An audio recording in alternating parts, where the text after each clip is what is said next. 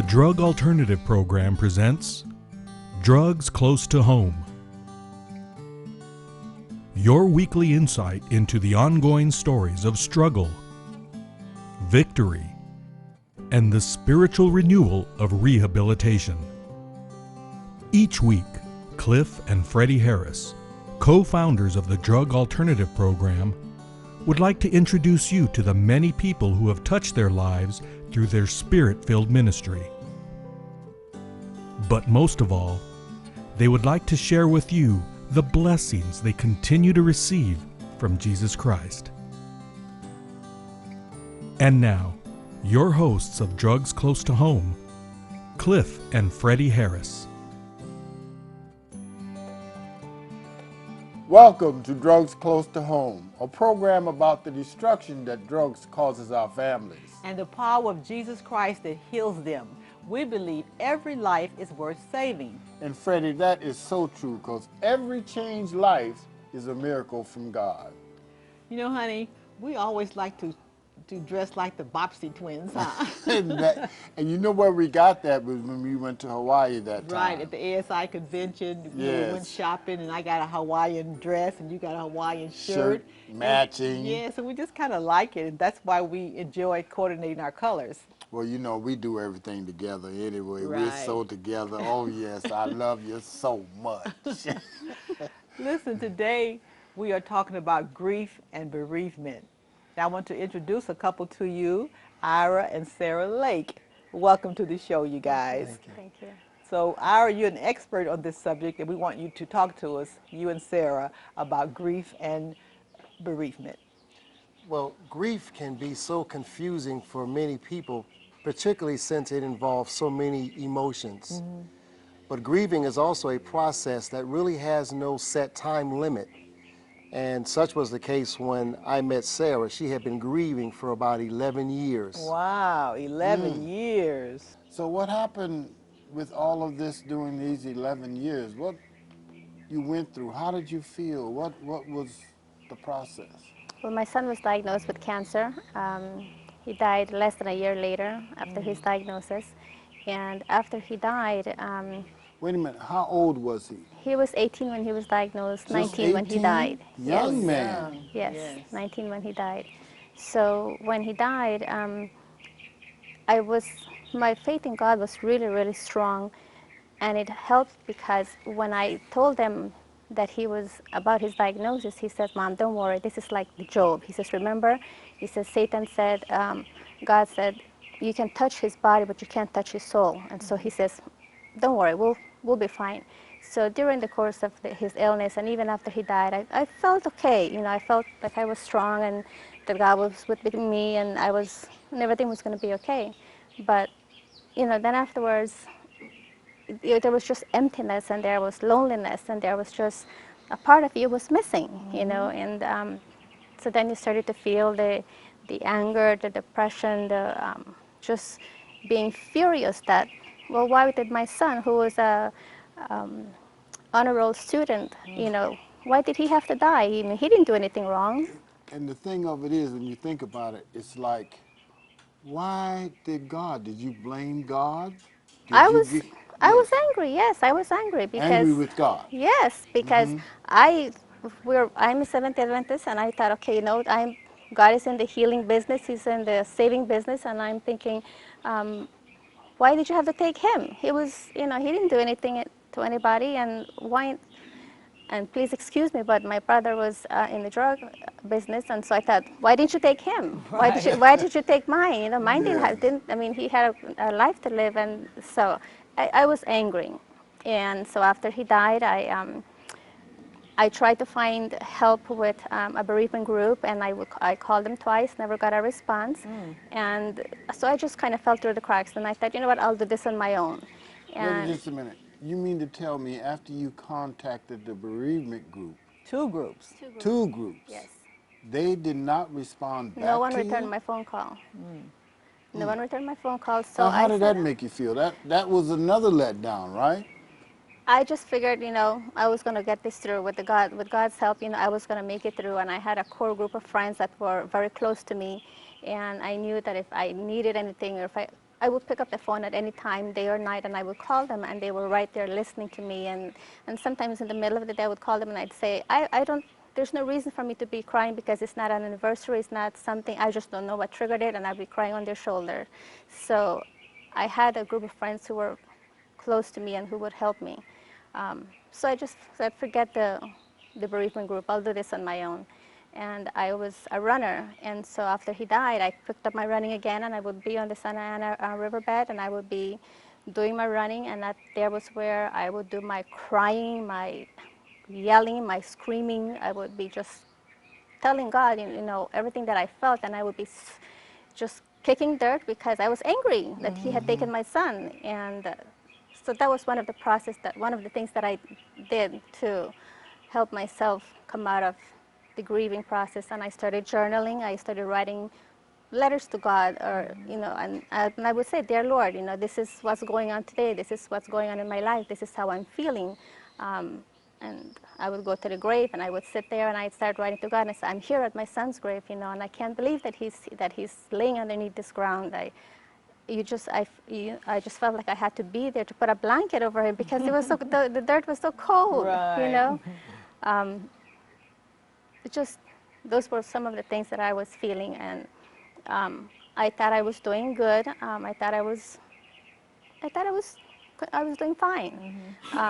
But it was affecting my work as well. People were telling me that I was no longer the sharp person that I was at work, and people at work were telling me that you know, they wanted to talk to me, but they didn't know how.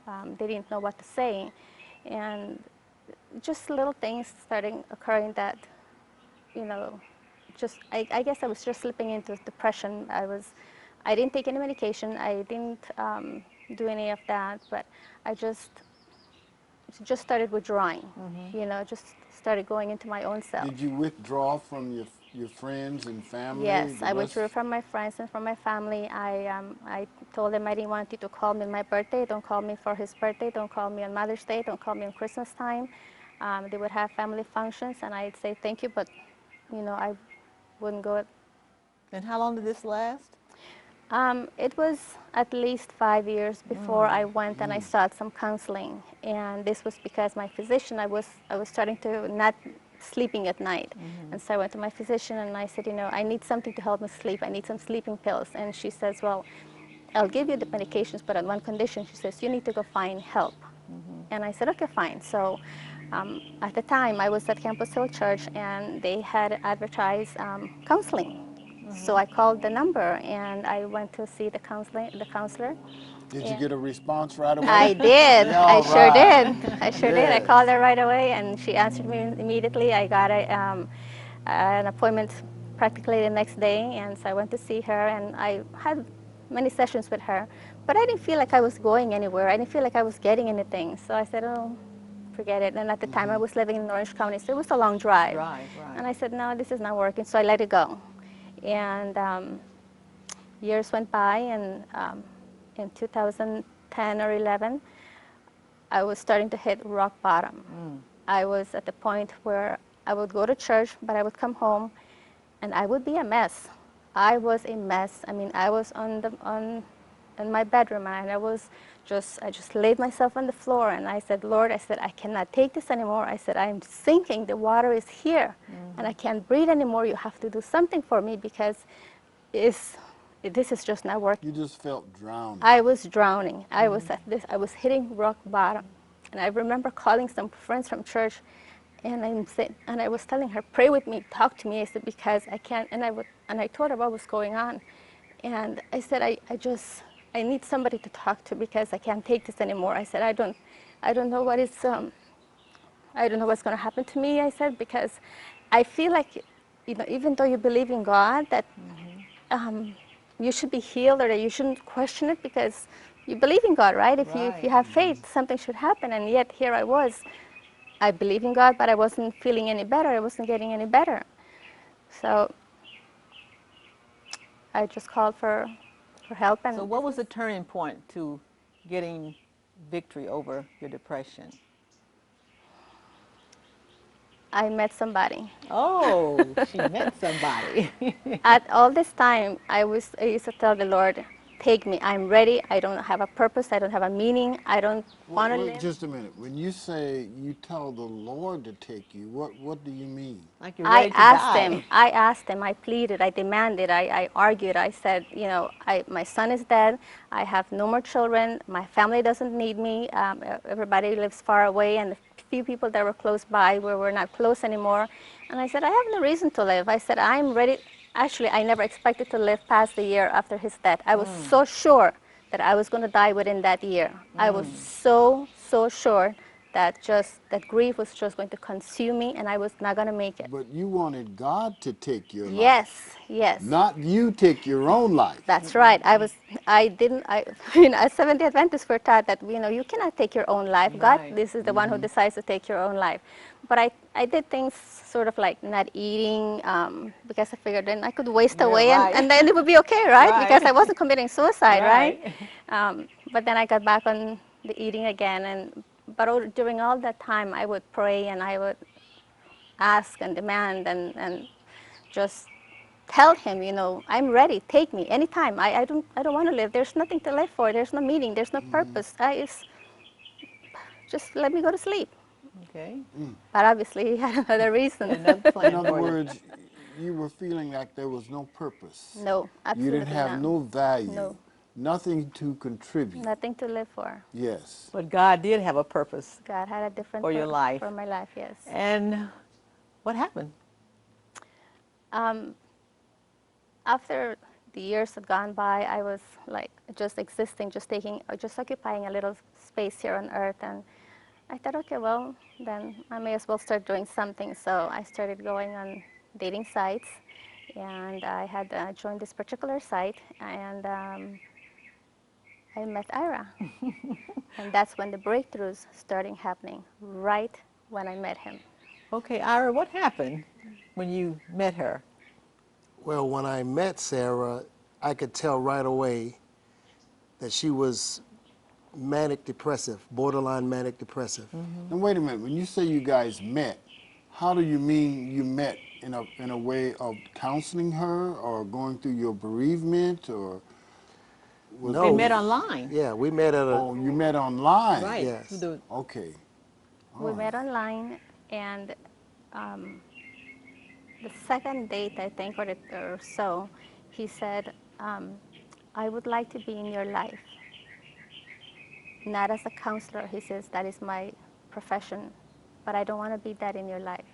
He says, I would like to be in your life and help you put it back together again. I would like to be with you as you put your life together again, but I cannot be that a counselor in your life. That's not the part I want to play in your life.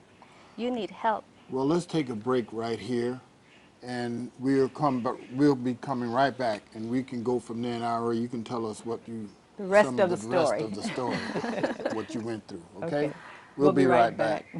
Oh, we did that together. That was powerful. That was...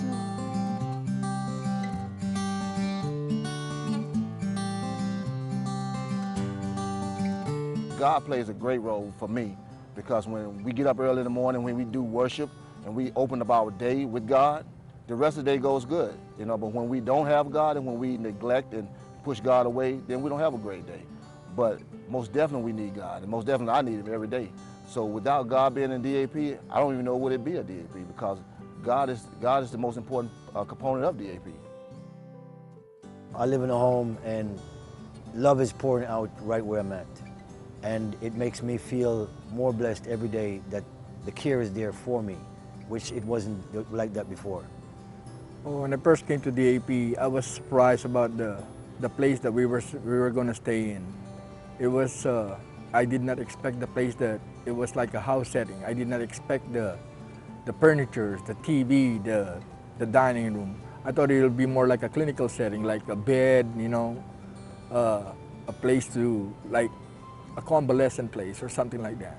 I did not expect the house, like a neighborhood setting. What I look forward to the most is most definitely always going to be seeing lives change because that's the reason I'm here, and that's the reason I want to stay here and do what I do because I get enjoyment out of it when I see people's lives are changed, because that's what it's all about. as Miss Harris always say, you know, God got us together to do service, to do His work. We are His hands, we are His eyes, we are His mouth. So, and I get enjoyment out of that, is to give back, to see someone else's life change just like mine was. When somebody takes the time out to even donate, because this is the way the program is structured, whether you have money or not, you're accepted in the program. All you have to do is be willing to do what you need to do.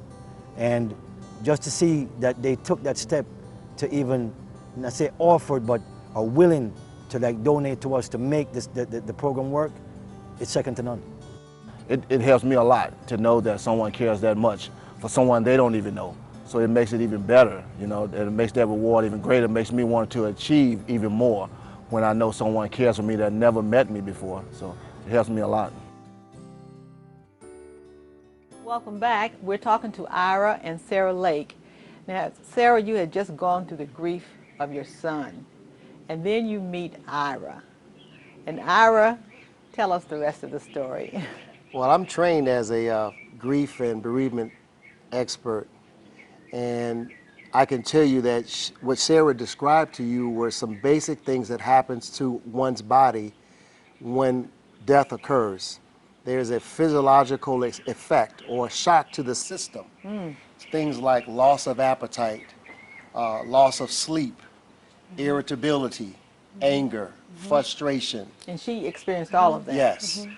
And if you leave them untreated, then they can develop into, they can get worse, progressively worse, to the point where you become suicidal or you lose your meaning for life.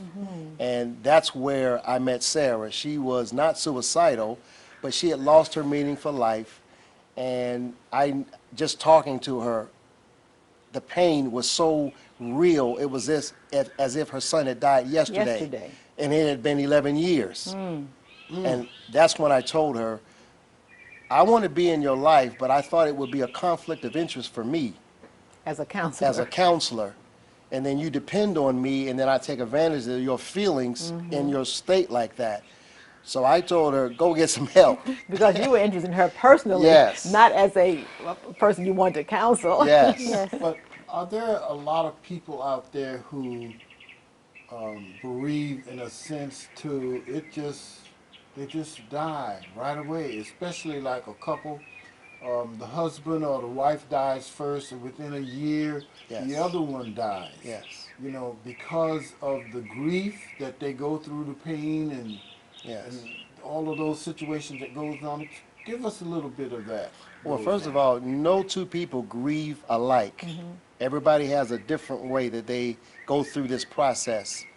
You see a couple who's been married for 40 years. They've had such a connectivity that it's like you're losing a part of yourself. No one can understand what a mother goes through when she loses her only child. Like Sarah. It shakes you to your core.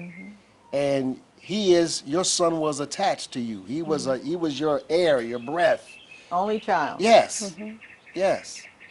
So, what happened? Well, Sarah, I'll let you tell us that. I gave her that little, it was not an ultimatum, but it was an ultimatum. Right. Get some help. Okay. I called that counselor again, and I said, hi. I said, I don't know if you remember me. And she says, oh, yes, I know who you are. And I said, I would like to see you again. And she says, absolutely. And we saw her. I didn't even tell him that I had made the call. Like, he told me on a Tuesday, I called on a Wednesday. You know? And I had made my appointment. I didn't even tell him that I made my appointment, but I called her and I said, I don't need to talk to you again. And I said, I met someone. And I said, and this is what he told me. And she says, well, that was very wise. She says, to not mingle the two of the two things together. And I said, thank you for seeing me after all these years and for interrupting the program. And she said something that really struck me to the core. She says, there is no statute of limitations on how many years it takes you to grieve. She said it takes someone 1 year, 2 years, it took you 11 years. It doesn't matter. She says, God does not put a statute of limitations on your pain and on your grief. Amen. She says, whenever you're ready, God is right here. She said, it wasn't time when you were at the time when you were here, it wasn't the right time. Fine. You're here now. Now this is going to work.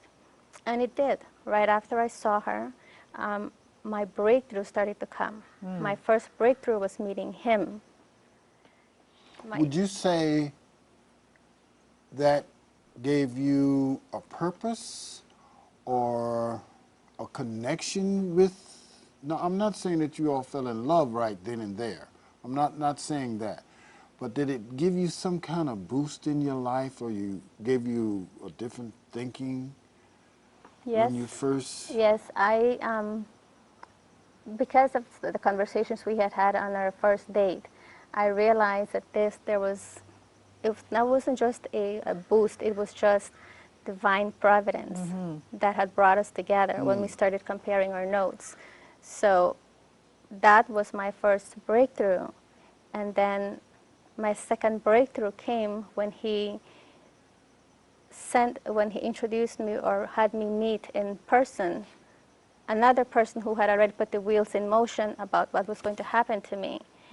And when I went to this doctor's house, his wife said something that made me think and made me purposely repeat to myself what she said. She had lost her two children in a fatal car accident, and she buried both of them at the same time. And so she told herself, her mantra was, I choose to find joy. I choose to find joy. I choose to find joy.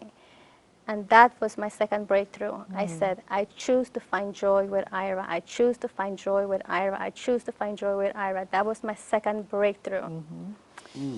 And as Providence would have it, one of the pastors invited him to give a lecture or sermon at one of the churches, and I went with him.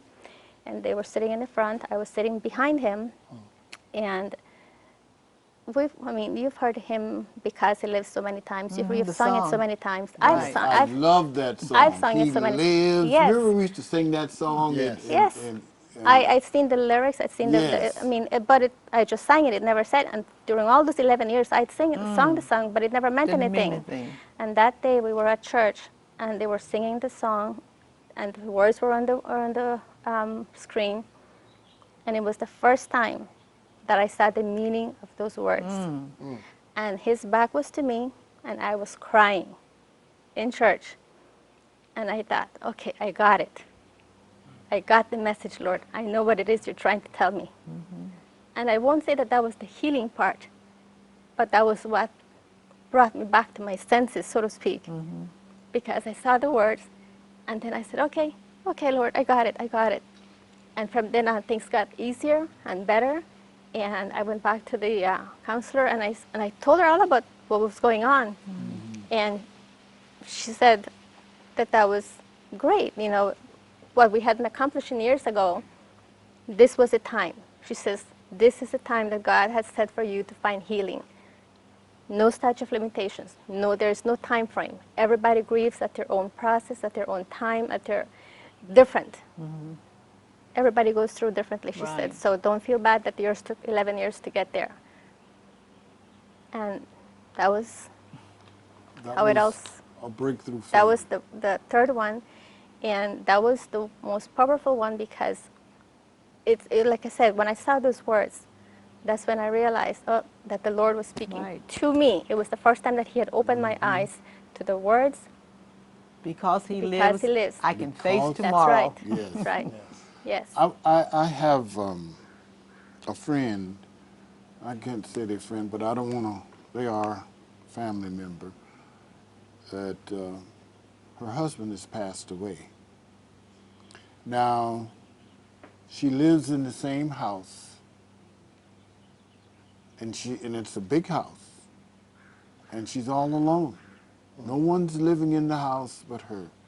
Now, would you say that person needs to disconnect herself from the home and move into someplace else, or what would you say to that? There is no right or easy answer because that home is the place of memories. Yes. And it's hard to get rid of memories physically, but you're always going to have the memory here. And what I do is I try to encourage my clients to do something different in the home. change it around. I'm working with a couple now who he lost his mother, and then a week later, she lost her mother. So we had a double tragedy going on, and the very room when you walk into the house, it just reminded them, and they kept everything intact, all the clothes. And so after about 7 sessions with them, I said to the lady, I said, you gotta go through that, because part of getting rid of stuff helps your grieving process. Go through that closet and keep the things that are real close and dear, but you can't keep everything. Otherwise, that's going to be your museum. And you know what a museum is? Yes. That's where you go and celebrate the dead stuff. Yes. Right. Yes. And we want to start living again. Yes. I went back and, paint the room, change the furniture. That way, you don't get rid of the memory, but you don't live with the shame spread that she covered herself with, or, just change it up a little bit. Well, Sarah, you said that you had a purpose, after those 3 breakthroughs. Now, that purpose included you, Ira? Absolutely. Absolutely. Okay, so how did you find out that you had a purpose when you... I didn't, not right away. Okay, so what happened? It's, we dated for almost a year and a half, married December, and we had started a ministry prior to us getting married, and I was helping. I was in the background. I was, doing this and that. Just 1 minute. Let's stop right here, Freddie. They dated for 18 months. Yes, but you know what? We're almost out of time, and I want to, and we love stories, now don't we? Yes. And see, look at them, Freddie. They just are laughing and grinning. How long have you guys been married? About 7 weeks. Oh, they're you just told me newlyweds. 5 when you did the other Well, program. that was 2 weeks That was 2 ago. weeks ago. That was 2 weeks ago? Okay, so it's 7 now, huh? It could have been 6, I don't know. You get lost in town when you're in love. All right. Well, this is what we want to do. Will you do this for us? Will you come back and let's do another program about the love story? Yes. And I know you guys out there, you like love stories. Don't we like love Yes, stories, yes. Freddie? Oh, okay. Well, why don't we come back and we'll do a love story, okay? And we'll talk about how you met, and look at them. They just as happy, smiling, and you look alive. Yes, You look yes. alive. I am. We could never tell you were Yes. depressed for 11 years. And God Oh, yes. means for us to be alive. Yes. And we want to thank you for coming on and giving your testimony of how the Lord has blessed you and brought you out of your bereavement period. And isn't God good? Yes. Absolutely. Yes, It's He works in amazing. His own Amazing. ways. In Yes. His own timing. And we want to thank you for coming. But we want to ask you guys to give us a call on the telephone. And remember that if you need any help or you want to talk or have us, give us a call and we'll be glad to talk with you. We love you. And Jesus loves you even more.